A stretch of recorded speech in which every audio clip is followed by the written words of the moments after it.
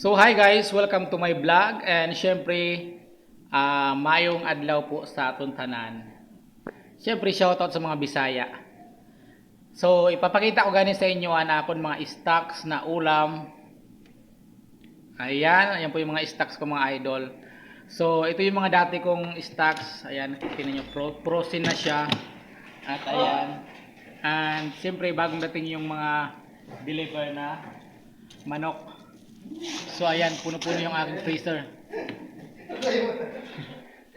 Ayun mga kasamahan ko bagong dating. Hello guys! O bakit mo binablog yung ulong ko?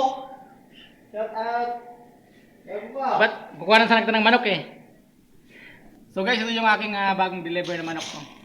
11 kilos.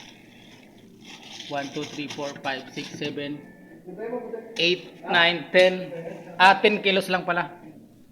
10 kilos. At ito yung mga dati kong mga stocks. So ang dami.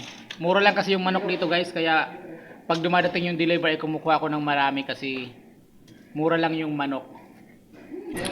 Kasi galing siya sa tawag dito yung parang kinakatayan. So hindi pa siya dumadaan sa mga grocery dito, kaya direct dito mura lang yung mga manok. So ito yung stocks ko mga idol, nasa 1, 2, 3, 4, 5, 6, 7, 8, 9, 10. Ayan, 11 kilos yung bago tsaka itong mga dati.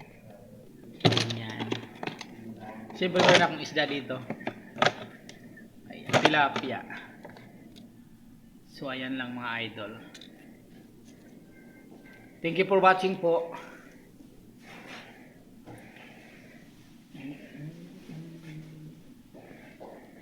Ayan, so kailangan natin mag-ipon or mag-stock sa mga manok kasi mura.